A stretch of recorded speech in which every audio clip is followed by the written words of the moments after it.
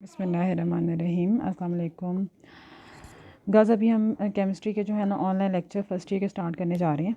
अच्छा, इसमें सबसे पहले देखें आप, जो है चैप्टर नंबर 3 से हम स्टार्ट लेंगे। उसकी वजह ये है कि हमारी जो है प्री इंजीनियरिंग की बच्चियां जो हैं उन्होंने तो चैप्टर 2 का एक टॉपिक पढ़ा हुआ है, लेकिन प्री मेडिकल के जो स्टूडेंट्स हैं उन्होंने भी चैप्टर 2 स्टार्ट करना है।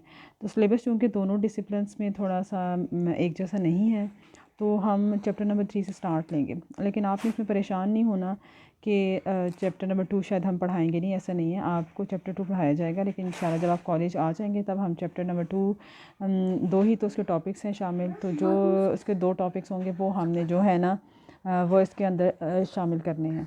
आप सबसे पहले आप देखो कि जिस तरह हम क्लास में आपको लिखवाते हैं ना शॉर्ट स्मार्ट सिलेबस जो है इसका चैप्टर वाइज लिखवाया जाता है। तो इसमें भी आपने चैप्टर का जो स्मार्ट सिलेबस है वो आप लिख लें। टॉपिक पहले नोट डाउन करें कि इसमें टॉपिक आ रहा है 3.2, 3.3, 3.4, 3.5, 3.7, 3.8 एंड 3.11। और जो टॉपिक्स का नाम है वो गैस लॉस हम पढ़ेंगे इसके अंदर, Dalton's law of partial pressure, और ये दोनों टॉपिक जो हैं वो पेज 41 से 57 में कवर हो रहे हैं। फिर हमने पढ़ना है kinetic molecular theory of gases, kinetic interpretation of temperature. ये जो दोनों टॉपिक्स हैं ये पेज 60 से 65 में कवर हो रहे हैं। फिर लास्ट टॉपिक है हमारे इस चैप्टर का प्लाज्मा स्टेट, जो 73 पेज से स्टार्ट होकर 75 पेज तक है, ये हमने कवर करना है। जो एक्सरसाइज है उसमें क्वेश्चन नंबर 1 देखें, उसके जो पार्ट्स हमारे सिलेबस में शामिल हैं स्मार्ट सिलेबस में, वो देखें। फर्स्ट पार्ट है second, third, fourth, fifth, six, 7 and 8। ये क्वेश्चन नंबर 1 के पार्ट्स हैं जो इसमें शामिल हैं। फिर क्वेश्चन नंबर 2 आ जाता है। क्वेश्चन नंबर 2 में 1, 2 एंड 3 और उसके बाद 5। क्वेश्चन नंबर 3 में आ रहा है पार्ट 1 आ रहा है और पार्ट 2 आ रहा है। नेक्स्ट जो आपका लॉन्ग क्वेश्चंस में जो एक्सरसाइज के आ जाते हैं उसमें देखें क्वेश्चन नंबर 8, 9, 16, 17, 18, 19, 20, 22, 23। अब जो मैं नंबर बोल रही हूँ ना वही है, वो बीच में जो है स्किप हुए हैं वो शामिल नहीं है। इसी तरह से क्वेश्चन नंबर 4, 5, 6, 7, 10 एंड 12 इसके अंदर शामिल हैं। ठीक है, तो हमारे पास जो है अब जो हमने स्टार्ट करना है, पहला टॉपिक है गैस लॉस। गैस लॉस में गर्ल्स हमने जो डिफरेंट तरह के लॉस डिस्कस करने हैं। एक चीज़ क्लियर कर लें कि हमने जो भी इम्पैक्ट देखना है कि जो वॉल्यूम ऑफ गैस है इसके ऊपर क्या इम्पैक्ट आ रहा है। वॉल्यूम को हम कैपिटल वी से रिप्रेजेंट करते हैं। इसमें हमने देखना है कि अगर हम प्रेशर को चेंज करते हैं, चेंज करने का मतलब है अगर हम प्रेशर कम करते हैं या ज़्यादा करते हैं तो उसका क्या इफ़ेक्ट आता है ऑन वॉल्यूम ऑफ गैस। इसी तरह से जो टेम्परेचर है उसको कम या ज़्यादा करने से वॉल्यूम ऑफ गैस पे क्या फ़र्क पड़ेगा, एंड नंबर ऑफ़ मोल्स जो है इसको कम या ज़्यादा करने से वॉल्यूम ऑफ गैस जो है वो उसमें क्या चेंज आ रहा है। अच्छा, अब ये पैरामीटर जब हम डिस्कस करते हैं ना तो इन्हीं से डिफरेंट तरह के लॉस बन जाएंगे। यानी जब हम देखेंगे कि इफ़ेक्ट ऑफ प्रेशर अगर हम देखते हैं ऑन वॉल्यूम, तो ये जो लॉ है ये बनेगा बॉयल्स लॉ। इस तरह से effect of temperature on volume देखते हैं तो ये हमारे पास बनेगा Charles law. Number of moles का इम्पैक्ट देखते हैं वॉल्यूम के ऊपर, के नंबर ऑफ़ मोल्स का अगर हम ज़्यादा कर दें या कम कर दें तो वॉल्यूम में क्या चेंज आ रहा है, ये हमारे पास बनेगा एवोगैड्रोस लॉ। तो ये ब्रीफ सा आपको आइडिया हो गया कि गैस लॉज में हमने एक्चुअली देखना क्या है, कि हमने ये जो पैरामीटर्स हैं, प्रेशर है, टेम्परेचर है, नंबर ऑफ़ मोल्स हैं, इनको हमने चेंज करना है। चेंज में हम कम भी करेंगे और ज़्यादा भी करके देखेंगे इन पैरामीटर्स को, फिर देखेंगे वॉल्यूम ऑफ गैस जो है उसके अंदर क्या चेंज आ रहा है।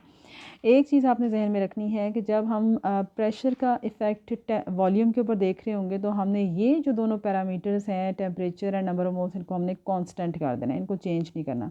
चेंज सिर्फ किसको करना है, प्रेशर को, और फिर इसका इम्पैक्ट देखना है वॉल्यूम पे। इसी तरह से जब हम टेम्परेचर का इम्पैक्ट देख रहे होंगे कि टेम्परेचर कम किया तो वॉल्यूम में क्या चेंज आया, टेम्परेचर ज़्यादा किया तो वॉल्यूम में क्या चेंज आया, उस वक्त हमने प्रेशर को और नंबर ऑफ़ मोल्स को क्या कर देना है, कांस्टेंट। यानी कि जिस पैरामीटर को हम देख रहे होंगे उसके अलावा जो बाकी पैरामीटर्स होंगे उनको हमने क्या कर देना है, कांस्टेंट कर देना है। इसी तरह जब हम नंबर ऑफ़ मोल्स का इफ़ेक्ट देखेंगे कि नंबर ऑफ़ मोल्स बढ़ाएंगे तो फिर वॉल्यूम में क्या चेंज आता है, नंबर ऑफ़ मोल्स कम करेंगे तो वॉल्यूम में क्या चेंज आता है, तो फिर हमने उसके लिए प्रेशर को और टेम्परेचर को क्या कर देना है, कांस्टेंट कर देना है। ठीक है।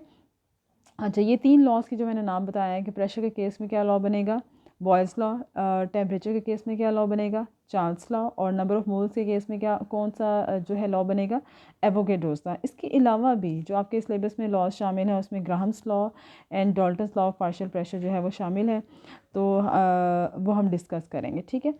अच्छा, अब देख लेते हैं नेक्स्ट हमारा जो बॉयस लॉ है। सबसे पहले आपने गर्ल्स ये बात जहन में बिठा लेनी है कि जितने भी हम लॉज पढ़ेंगे ना, लॉज की जब हम स्टार्ट करते हैं तो सबसे पहले हम उसकी स्टेटमेंट देखते हैं।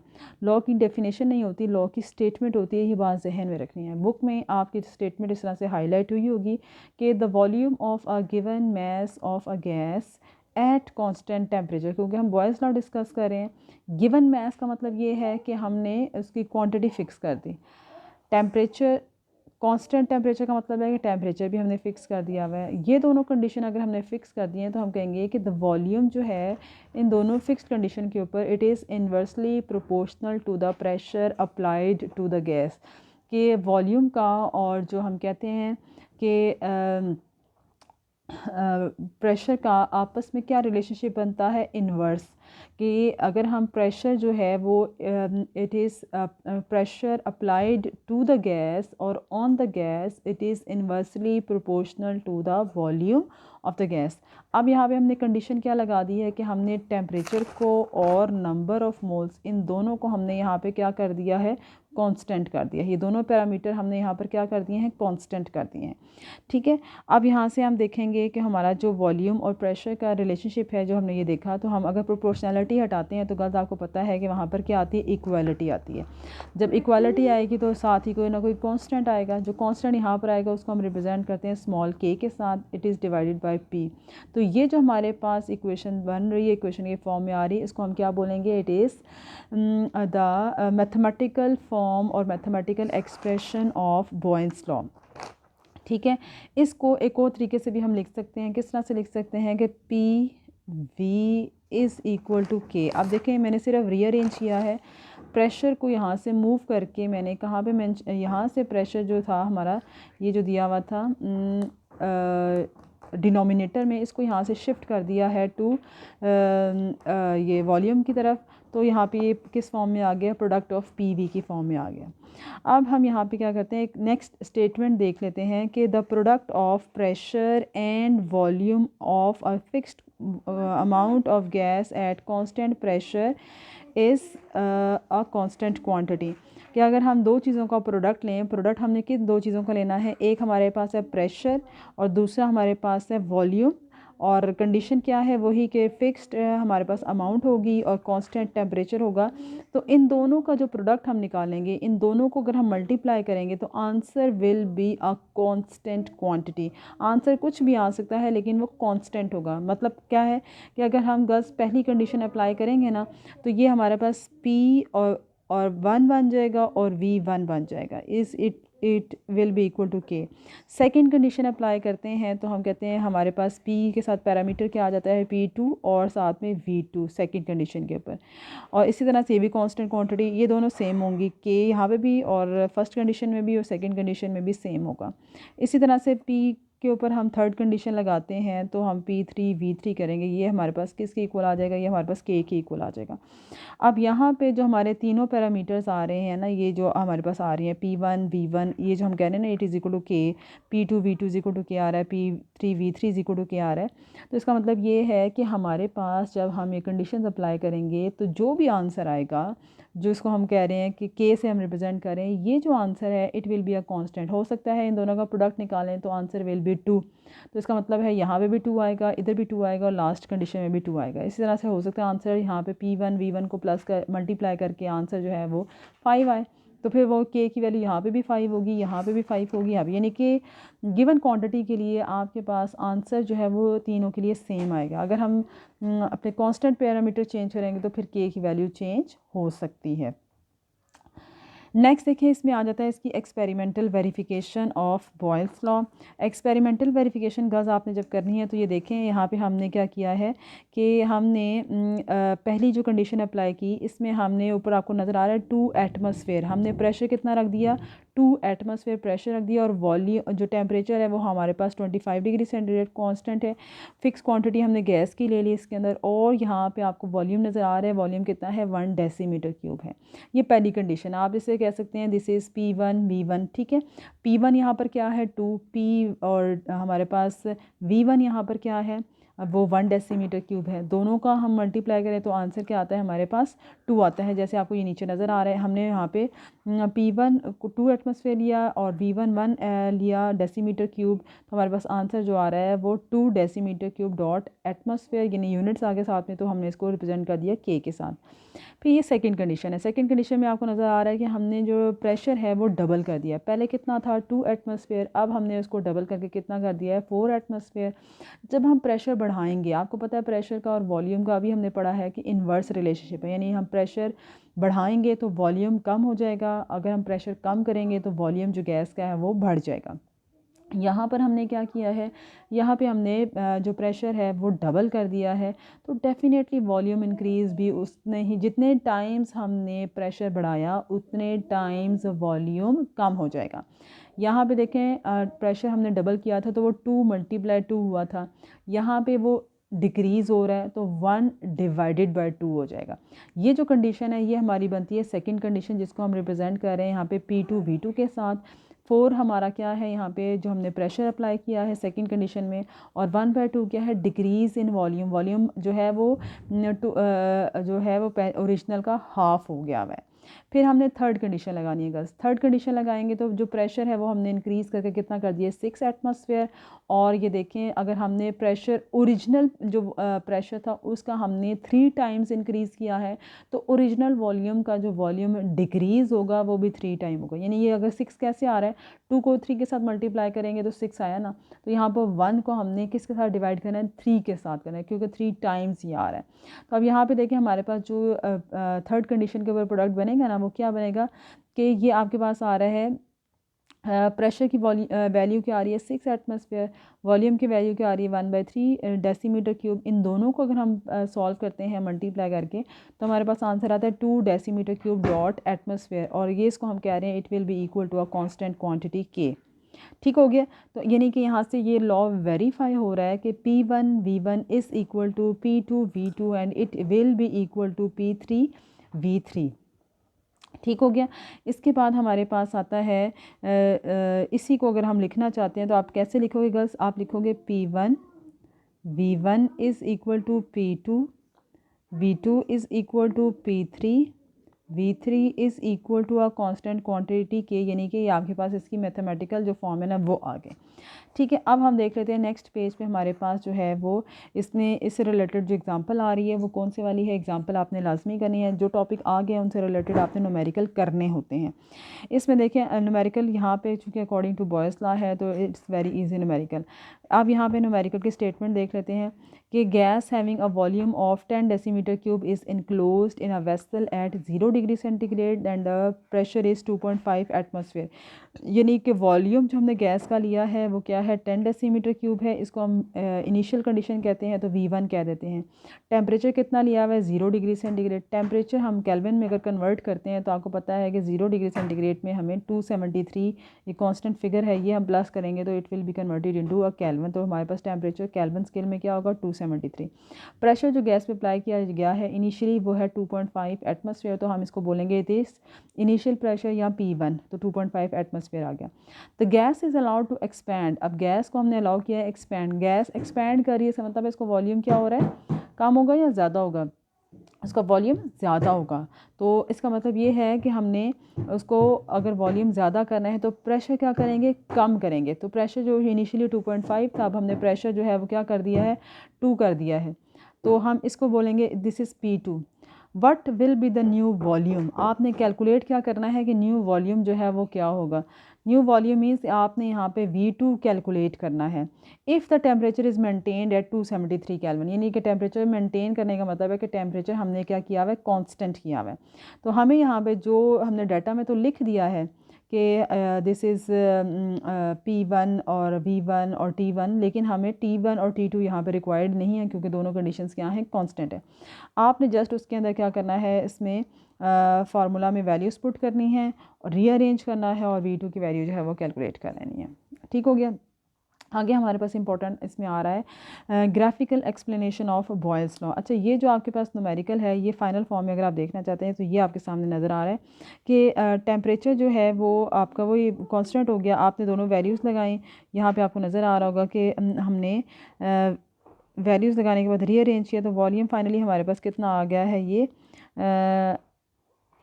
डिवाइड करने के बाद दिस इज़ 12.5 डेसीमीटर क्यूब जो हमारा आंसर आ गया। ठीक है।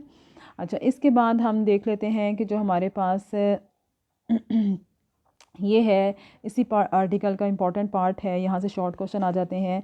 ग्राफिकल एक्सप्लेनेशन ऑफ बॉयस, और डिफरेंट तरह के ग्राफ्स हैं, उनको हमने डिस्कस करना है और उनमें देखना है कि ग्राफ की शेप कैसी आ रही है और साथ में उसकी रीज़न जो है वो हमने डिस्कस करनी है। जो यहाँ पे फर्स्ट ग्राफ आपके सामने नज़र आ रहा है आपको, इसमें देखें हमने क्या किया है, एक पर्टिकुलर क्वांटिटी ऑफ गैस ली है और उसको हमने इसी तरह से टेम्परेचर उसको कांस्टेंट किया, उसकी क्वांटिटी फिक्स कर ली और फिर हमने जो है ना प्रेशर इंक्रीज़ करके देखा वॉल्यूम में क्या चेंज आ रहा है। अब देखें यहाँ पे हमने दो पैरामीटर्स लिए हैं। ये होता है एक्स एक्सिस। एक्स एक्सिस के ऊपर हमने कौन सा पैरामीटर ले लिया, प्रेशर का।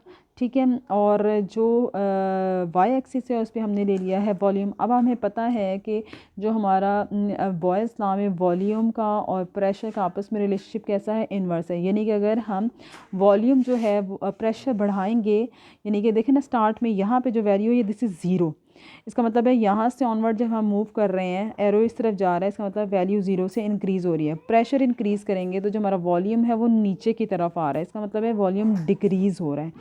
वॉल्यूम डिक्रीज़ होते होते अब आप देखें यहाँ तक ये डिक्रीज़ हो रहा है, उसके बाद एंड पे जाके आपको एक कांस्टेंट लाइन नज़र आ रही है। इसका ये मतलब है कि इस पॉइंट पे पहुंचने के बाद यहाँ पे हम अगर प्रेशर बढ़ाते भी जाएंगे तो वॉल्यूम जो है वो चेंज नहीं हो रहा, वॉल्यूम की वही वाली वैल्यू रह रही है। वो मज़ीद वॉल्यूम जो है गैस का वो कम नहीं हो रहा अगर हम इस स्टेज पर आके प्रेशर को इंक्रीज़ करेंगे तब भी।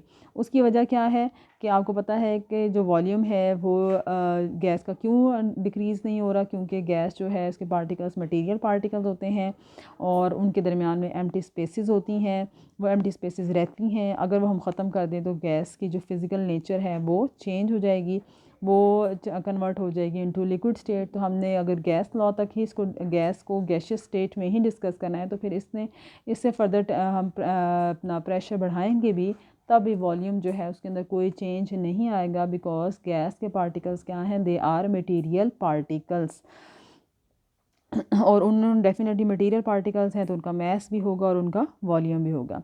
अच्छा गाइस, इस जो है ना ग्राफ को, इसको आप यहाँ पे लिखा हुआ होगा आइसोथर्म, यानी ये जो शेप हमारे पास आ रही है इस ग्राफ की शेप को हम क्या बोलते हैं, आइसोथर्म। आइसो का क्या मतलब होता है, आइसो मीन्स सेम और थर्म का मतलब क्या होता है, हीट। तो यहाँ पे जो आइसोथर्म है वो हम किसको रिप्रेजेंट कर रहे हैं, वो हम रिप्रेजेंट कर रहे हैं iso means same, therm mean heat के कांस्टेंट टेम्परेचर पे जो ग्राफ की शेप आ रही है उसको हम आइसोथर्म का नाम दे रहे हैं। ठीक है। नेक्स्ट हम ग्राफ देख लेते हैं। हमारे पास जो नेक्स्ट सेकंड नंबर पे ग्राफ आ रहा है गर्ल्स, इसमें देखें आपको एक नहीं दो कर्व्स नज़र आ रही हैं। उसकी वजह क्या है कि हमने पहली जो कर्व ये वाली बनाई है वो जिस टेम्परेचर बनाई है दैट इज़ 0 डिग्री सेंटीग्रेड।